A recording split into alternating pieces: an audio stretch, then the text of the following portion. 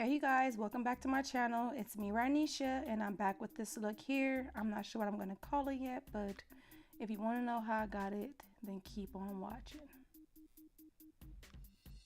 Going into the Morphe 39A palette, Dare to Create palette, I'm going to take the shade Vivid on the Morphe 27E brush, and I'm just going to work this color into my brow bone. Then I'm going to go into the shade Vibrant. In that same Morphe palette, I'm going to use the same E27 brush to work that into my, I want to say crease area, but a little bit up above that. Then I'm going to go into the shade Expression, and this is just a dark chocolatey brown, and I'm going to work this shade into my crease area. I should have used a different brush, a smaller, more tapered brush. The brush that I used was a Morphe M503 brush, and I'm just gonna work this into my crease.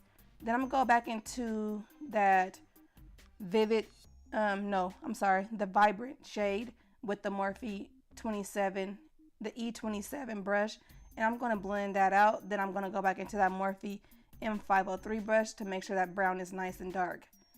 Then I'm gonna use the MAC Paint Pot, Soft Ochre Paint Pot on this small Real Techniques brush just to cut out my crease.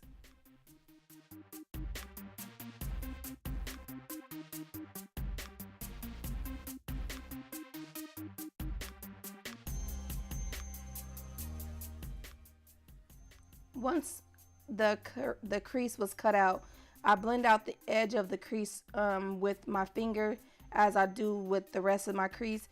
What I should have done was I should have blended that edge out with the Expression dark brown shadow because I'm gonna realize that once I put this NYX multitasking medium that, you know, it was hard and I could not blend that edge out on that eye. So I learned from my mistakes and I did smudge out the end before I added the multitasking medium. And the pigment that I'm using in this video or in this look is the Goldilux eye pigment from Sugar Pill.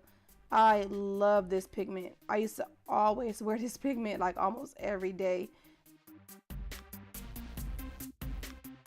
And as you can see, I'm trying to smudge out the edge of that, and it's like not moving. It's not going anywhere because that multitasking medium kind of took over and it's not blendable anymore. So I had a real hard time with that. I really didn't like the way it came out, but I learned for the next eye that when I finished off a camera, as you can see, that other eye is a lot better.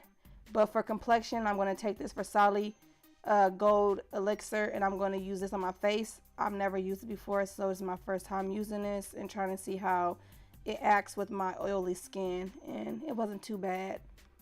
I don't know, lately the last 3 or 4 times that I've been doing my makeup, I really haven't, like, my foundation kind of looking like trash to me. Like, I've been having a hard time with my foundation. But I'm gonna take this Benefit Professional.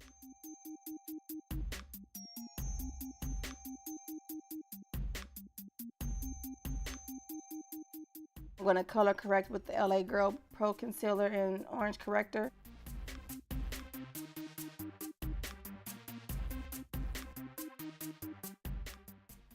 Then I'm using I think it's Power Play, the Power Play foundation in the shade G90.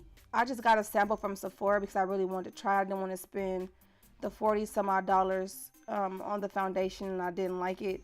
But I had got 2 colors. I know that I have their cream foundation and I'm in the shade N90. So I wanted to try the G to see if the G was better or if the N is where it's at for me. This foundation was nice, but like I told you, I have been really in a real funk with my foundations, and for some reason the complexion always comes out like it just doesn't look like as flawless or as good as it usually does. I know it's a process and we gotta trust the process.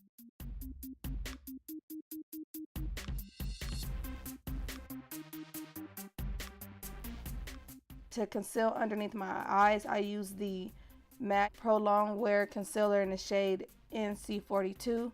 to highlight underneath the eyes, the center of the bridge of the nose, the lip, the chin, and a little bit in the forehead. You guys know that I love the Tarte Shape Tape, and I realized that this concealer is the only concealer that holds like the lines in my eyes. I don't get the creasing under my eyes. After all that was done, I did the foundation and everything off camera. I'm just gonna go back into that 39A palette, and I'm gonna use that vivid shade and that vibrant shade underneath the eyes, and I'm gonna go back into the expression, the dark brown shade on the lower lash line to kind of smoke it out.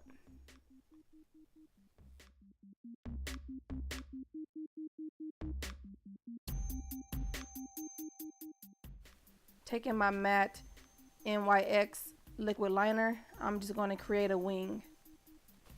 Isn't this eye so much nicer than the other one? Makeup is always a trial and error.